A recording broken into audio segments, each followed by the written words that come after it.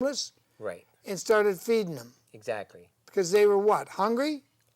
Homeless, and I would go out and get the food and bring it and cook for them as well. And I you'd would cook go it. on the bus and get food. You had to take a bus to get the food. That's right. Because you don't have a car anymore. That's right. You're 80 years old. Exactly. When did you turn 80? December 7th. December 7th. So you're coming up on 81 here. Before long. Yeah, before long. You were born in what year? 1936. 36. You're 35. older than me, Johnny. You're really old. I'm very old. I'm told that every day, but I'm also told that I look good for my age, and I always take my hat off. You do. Thank you for I taking have to do that part. Well, you got a good hat, and you, a long time ago, used to do line dancing. You said, what, 35 years ago you did? I've done that for 35 years down south, 20 years here. Oh. 20 years here. I still line dance on a weekly basis. You're in better shape than I should. I should go with you, Johnny. I could lose some weight. So anyway, your wife had passed away. You find these homeless people, decide to get on the bus, go to the store, buy the food, bring the food back, cook it up for them, feed the homeless. Who could complain about that? Well, they certainly didn't complain about that. The homeless didn't complain. No, they did not complain about that. Who complained? Well, the park complained about the amount of people over a period of time that was there. Well, let me tell you this. To be absolutely honest with you, the very first person that I brought into my house was a nurse at Miriam Hospital who had a fall and wasn't able to take care of herself. And she was taking care of a 98-year-old man. But I took her in to help her. And after I found out it wasn't working that well, I sent her with $1,500 to Phoenix, Arizona, and $200 for her son to come and get her. So I'd done my very best for her because she was a friend for a couple of years. And she was somewhat disabled because... Exactly, because of the fall. She had fallen at and had Marion Hospital. And look, she was in surgery. Do you remember her first name? Claudette. Claudette? Yes. And Claudette, I'd take my wife for cancer treatments and go and visit her at the same time so I could go back and tell the gentleman that she was taking care of how she was doing. Well, where was the gentleman living? In the same mobile home park where I lived. I see. So yeah. You were helping other people in your own mobile home park. Exactly. Everybody. Well, I take my hat off to you, Johnny Page. I thank you. And I know God, ka-ching, ka-ching, you just made bonus dollars with God's bank account. So you're not getting it stored up in this world, but it's storing up somewhere. I appreciate that. Well, I think it's true. I think God sees all. So the people that run the mobile home park, which these aren't really mobile, they're like double wides and they're kind of permanent. No, they can be moved. They can be moved. But they have to be separated and then moved. It's an all-day process. Oh, yeah, an expensive process. And expensive. So usually you sell them there. Yeah. You leave, you just sell it right there. So you're helping these people, and this is a senior park, right? For seniors only. That's right. So Claudette was a senior. Exactly. The 93-year-old man she was helping. 98-year-old man. 98, okay. And they complained because you feed Claudette, and then you started feeding other people. Exactly. Who had no home. Exactly. Who just came to me for help. And the park managers living there with how many kids? 7 kids. 7 kids under 55. Well, the youngest kid was in my yard the other day, about 2 years old and 4 years old. He couldn't leave all of them with his wife or whoever was tending for them, whatever. He brought them with him. And I told a friend of mine, can you believe that? He got those small kids in my yard. But you're evicted from your house. I'm evicted from my house. But his 2-year-old kids that violate the ranch policy for this mobile home park. Is playing in my yard. Yeah. I told this lady friend of mine, I said, I wish I had a camera, I'd take a picture of those kids. Well, maybe in front of that house that you see. Maybe we can go back and get a picture If they do it once, they probably do it a Oh, they'll second do time. it again. No. This is going to come to a halt. I'm not going to. And you didn't get your house sold. You didn't get any money for it, but you're evicted from your own home. They offered to give me $3,000 for a place that's got a $18,000 view, not including the $3,000 worth of plants I have around there, palm trees and what have you. Well, that's a nice house you had there. Let's see that house again. Yeah, this was your double wide. This Double wide. There it is. And I done all the maintenance on that house. So you kept it up. I kept it up. If you look closely at this picture, you'll see my pressure washer on the side where I had just done the roof and 3 sides. Yeah, I see it. Yeah. So you keep it up. You're feeding homeless people, and somebody finds that objectionable. Why? My wife told me before she passed away, no one in this park like you, Johnny. No one. There was no exceptions whatsoever. She resided over the meeting and bought all the food, cooking and everything, and one guy badmouthed her one day at one of the meetings. She followed him home to tell him off.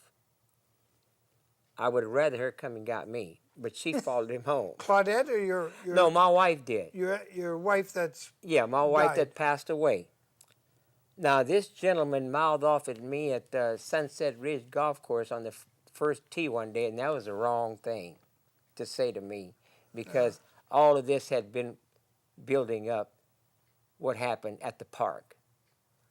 Well, was the manager afraid these homeless people might harm his 2-year-old or his 5 years old? No way. He just didn't want you helping people. He just, you know what the driver of his church, the bus, I played golf with him for 2 years. I told him this story. He said, I think they just don't like you, JP.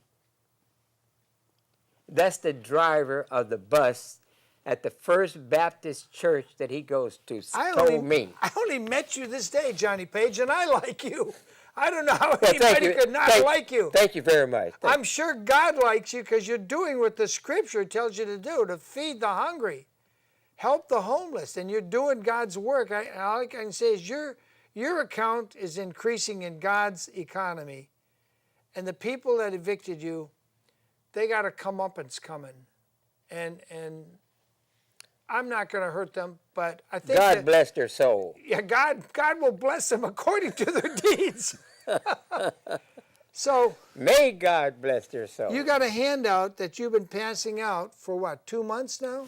Yeah, I've been. Can you see that? Sure. Yeah, this is the handout. Got this? 80-year-old man. I'm going to print about 2,000 and hand them to all the truck drivers in the area where I live, and the bus drivers, and the school teachers, and the kids, and everyone. I want them all. Evildoers posting as Christians evict resident home owner Johnny Page from his mobile home at 355 West Clark Avenue, Orcutt Ranch, Mobile Park Estate, Space 14, after living there 20 years. Allegations were for talking in and helping homeless, taking in and helping homeless people to try to change their lives by feeding and giving them temporary shelter. Cause for eviction from his home. Johnny Page, a well-respected, loving, and caring person, a Christian, is now homeless, helping the homeless. He was evicted 5 months ago, April 1st, 2016, and you've got the sheriff's order there. And what's interesting about the sheriff's order that we started the show with, the sheriff's order, as I look at it, I can't tell if that's Bill Brown's signature. It says Bill Brown's name. I didn't see a sheriff there. I walked up and they were locking the place up. I never saw Who was locking it up? The manager. The manager. And they had this posted there. Yeah. I can't read. Can any of you people out there read this signature? I can't read this signature. Well, the young lady saw him, the manager taped this on my front door. I didn't see it. Oh, the manager taped it. Yeah, the manager taped But it. But somebody had to sign that. I didn't see no judge. I didn't see no sheriff. No one. No, I just got it. happened to walk up, and this is taking place in my yard. Well, this is amazing. And you've got other pictures. Yes, I have lots of pictures. Got lots of pictures, lots of proof, people. I think, Bill Brown, this is one of those cases where you should have taken Johnny Page line dancing one night and bought him a beer. Exactly. Instead of evicting him from his home. I don't know if he's a World War II veteran, but no. I'm a Vietnam veteran, and this isn't the America that 5 of my cousins died in Vietnam for, that I received injuries and battle wounds in Vietnam for. This is more like tyranny, evicting a man for doing what the scripture says. So take that to heart, Bill Brown. If you want to send me $5,000 as your self-imposed punishment, Bill Brown, I'll get it to Johnny Page, because I think you owe the man. You should never have allowed this to go through. That's why people elect you, Bill Brown. They elect you directly. That's what makes you the highest authority in law enforcement, because you're elected directly by the people. And I wouldn't be surprised if Johnny Page voted for you in one of the past elections. I've worked on the polls a long time, since 1965. I've never voted for anybody in any election that ever lost. I switched from the Democrat to the Republican to get Bush in there, because my sticker said, put a cowboy in the White House. Then after that, I voted back with the Democrat. Yeah, you realize it didn't really make any difference. But Bill Brown, you must have got a vote from Johnny Page. Would you vote for Bill Brown again? Oh, of course I would. You would? Yeah, I'm sure he's a nice guy. He is a nice guy. Some people sometimes just make mistakes. This is a bad mistake, because you're out of your home for helping homeless, and this isn't right. Anyway, that's William Wagner's view. Just catching it on the fly, people. I just met Johnny Page today, just looked at his paperwork.